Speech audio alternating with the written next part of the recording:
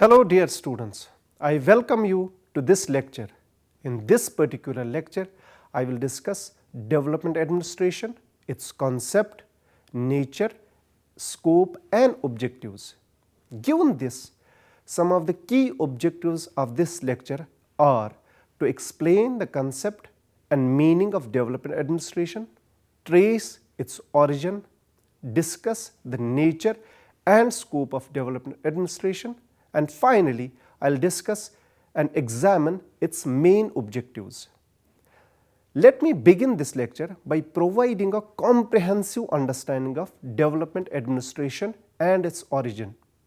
Development administration is a dynamic and purposeful form of administration that focuses on achieving specific goals. It is an action-oriented and goal-oriented administration. It involves the establishment of machinery for planning economic growth and mobilization and allocating resources to expand national income. Thus, it has been conceptualized as a phenomena characterizing change and growth. Moreover, it is innovative administration, acquiring new skills and ideas and involving much experimentation.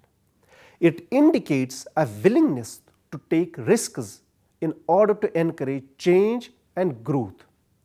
It emphasizes on group performance and intergroup collaboration rather than on individual performance.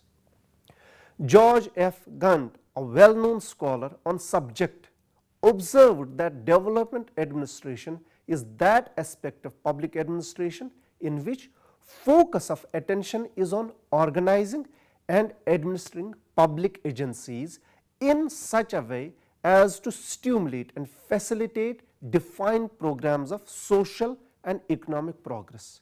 It has the purpose of making change attractive and possible. According to him, development administration involves two elements: the bureaucratic process that initiates and facilitates socio-economic progress by making the optimum use of talents and expertise available, mobilization of administrative skills so as to speed up the development process. While explaining the meaning of development administration, scholars and practitioners have given a number of definitions. According to Merle Fansaud, development is a carrier of innovative values. It embraces the array of new functions assumed by developing countries embarking on the path of modernization and industrialization. Edward W. Widner, known as one of the most sophisticated advocates of development administration, has viewed development administration in government as the process of guiding an organization towards the achievement of progressive political, economic and social objectives that are authoritatively determined in one manner or another.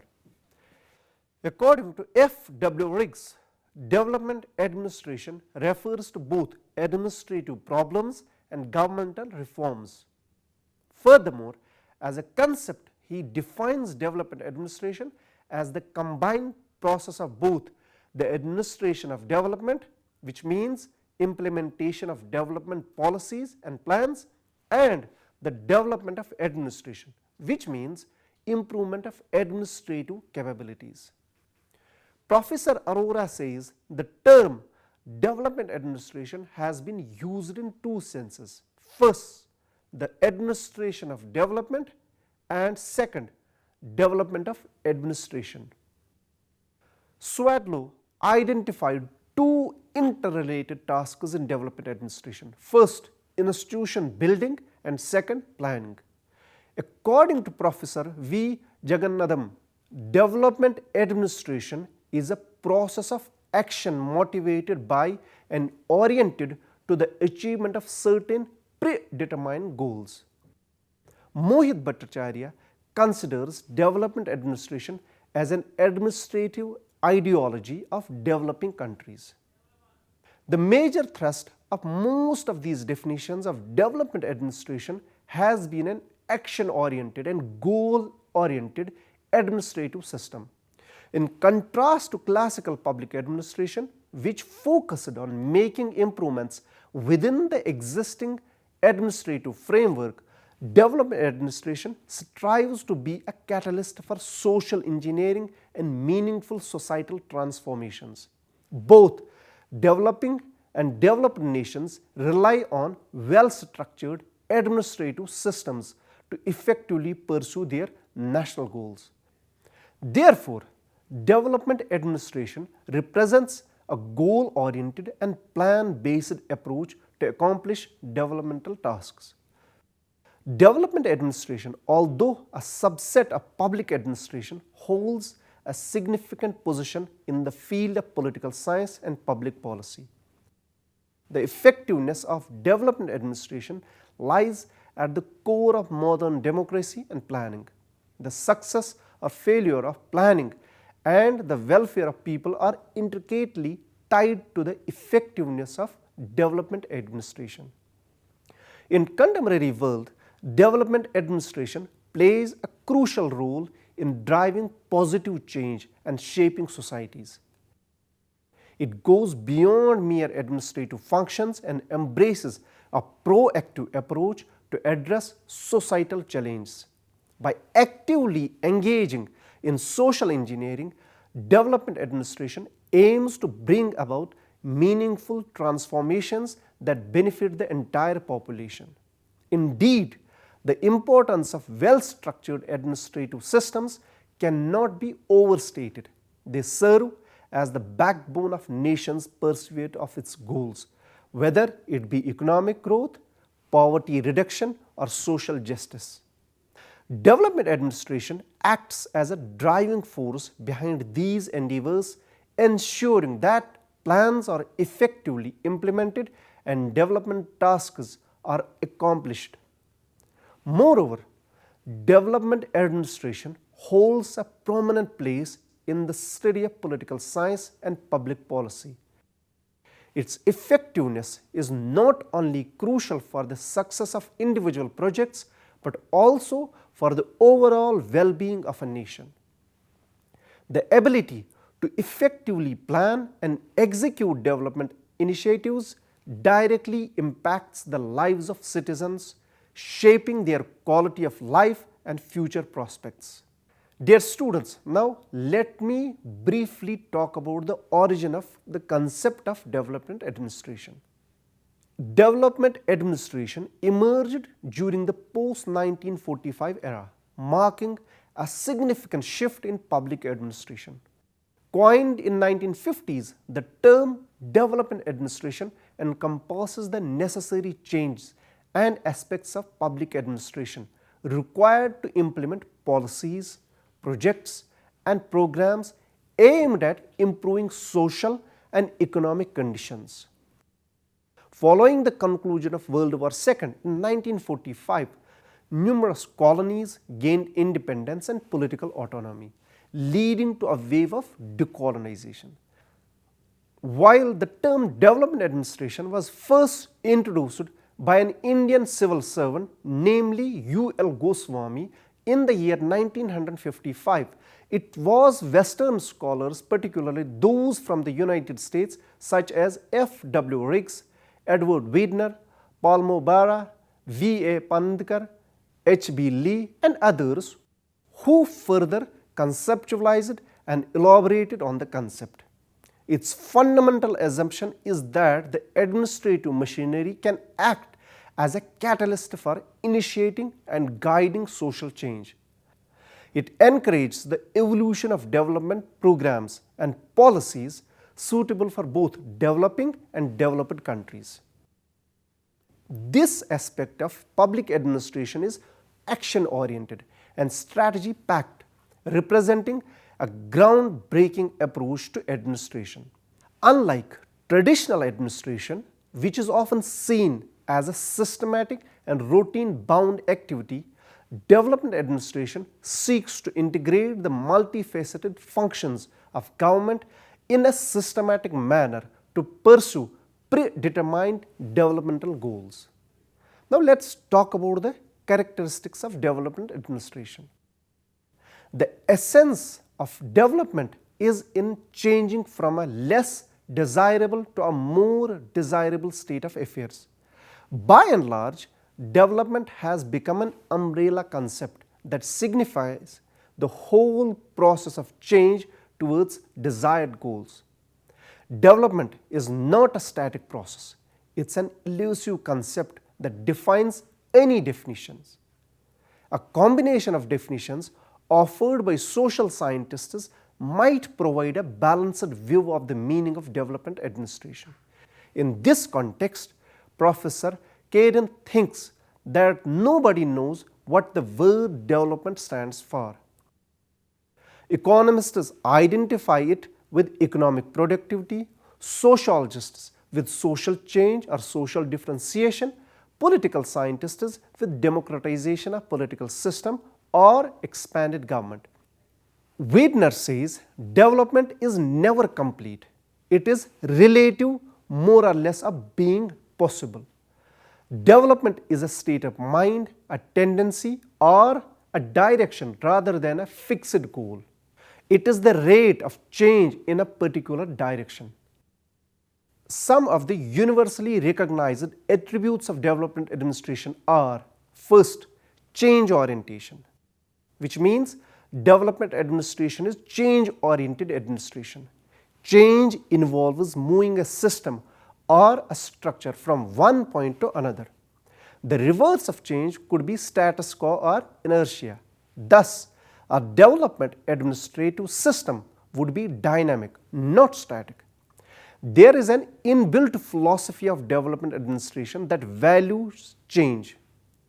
The change is a strategy for increasing the coping ability of an administrative system about its external environment and a mechanism to activate its internal structures. In the context of a new world economic order involving globalization and liberalization, governance systems are expected to be transformational in character. Second, goal orientation. Development administration is a goal-oriented administration. In other words, development administration is that aspect of public administration which is dominantly goal-oriented. And these goals, as Weidner points out, are progressive in nature. Thus, development administration is concerned with the achievement of progressive political, economic, social and cultural. Third is progressivism. The element of progressiveness of goals is an accepted feature of development administration.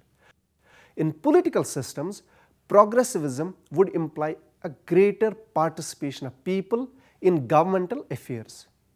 In a democratic system, participation could imply strengthening of the pressure groups, political parties, free voting in elections, and greater respect for public opinion in governmental affairs.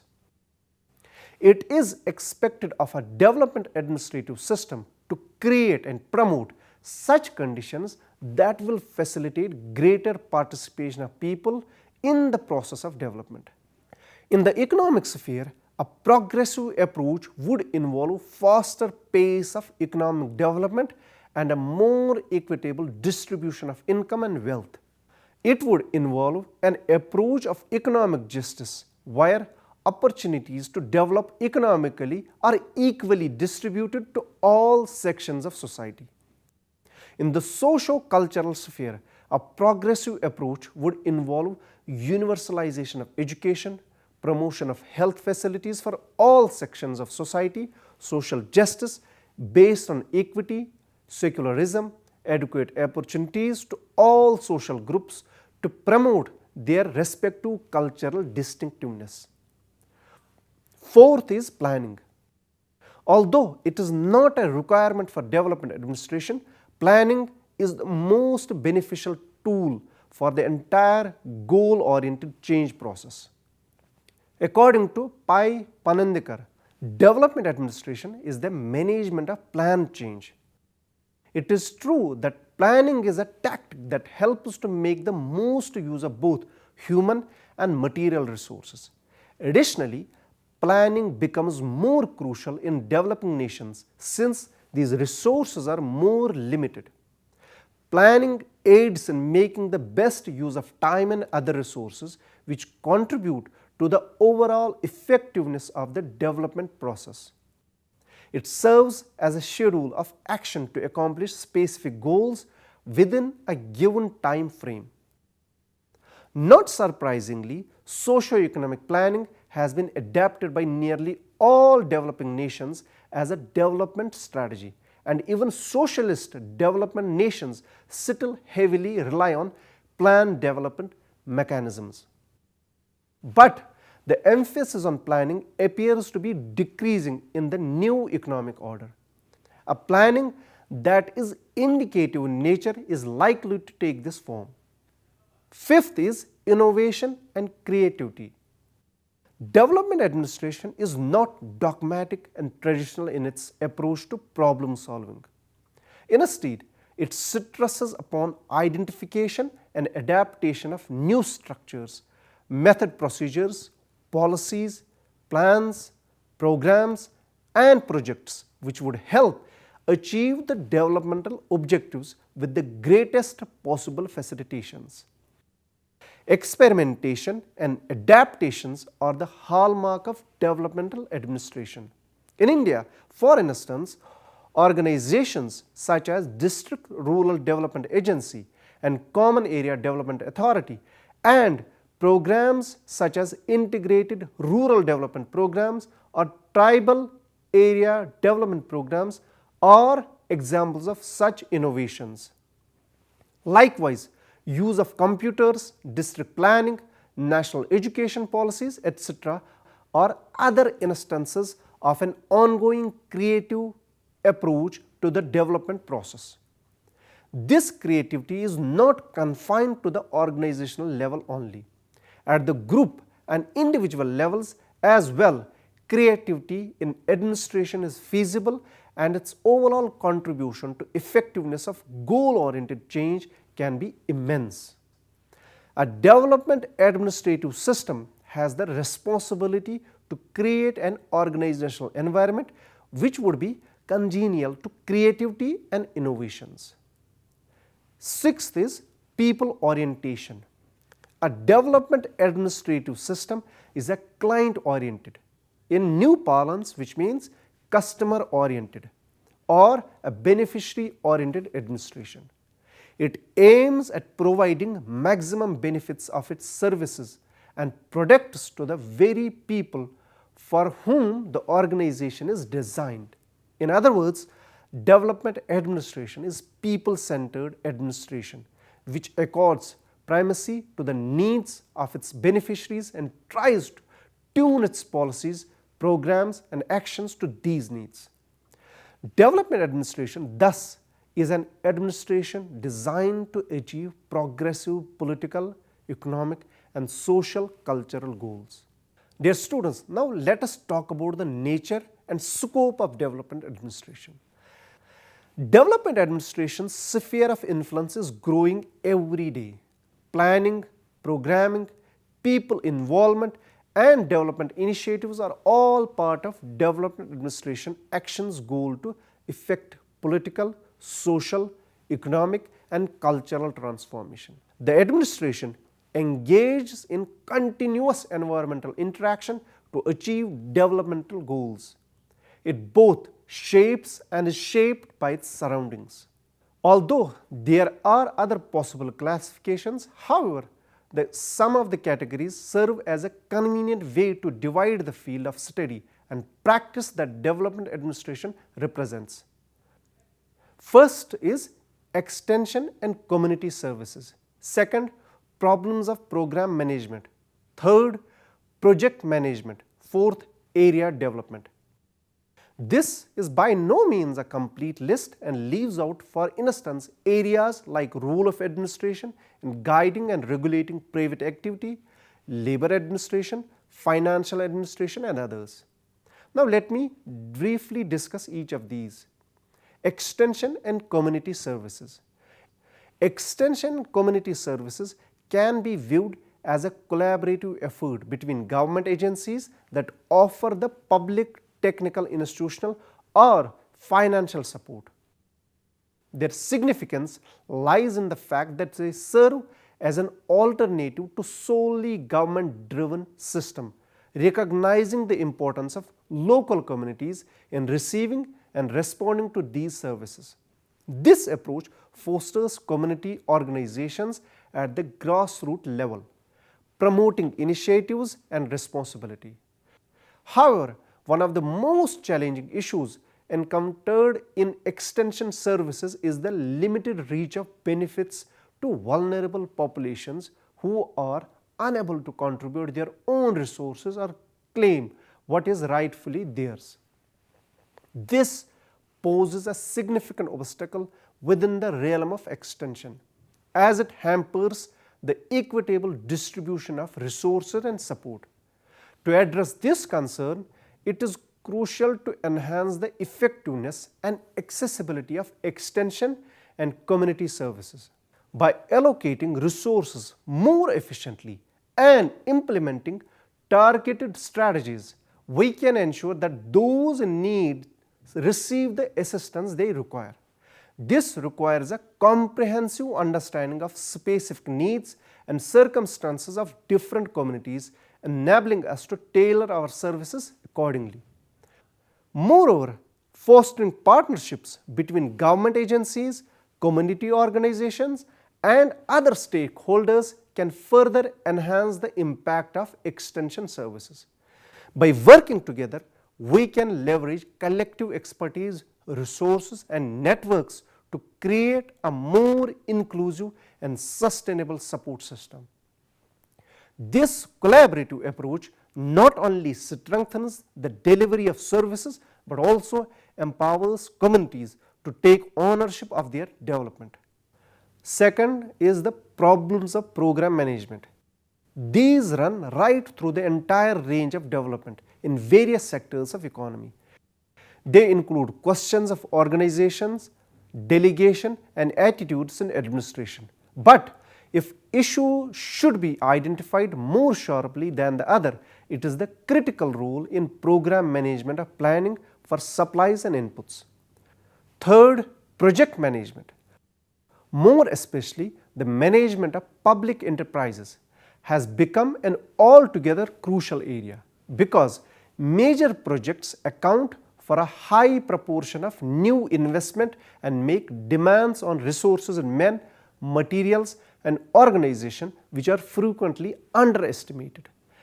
They call for decisions and procedures at the level of policy which would facilitate their preparations and execution, and at the same time there must be efficiency, initiative, and compactness in the organization responsible for them.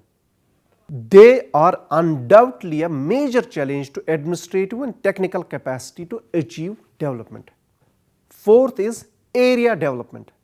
It's a challenging field of administration and one for which most developing countries still need to gain sufficient experience. It is generally assumed that the problems which arise at the area level would be adequately dealt with by men and institutions on the spot.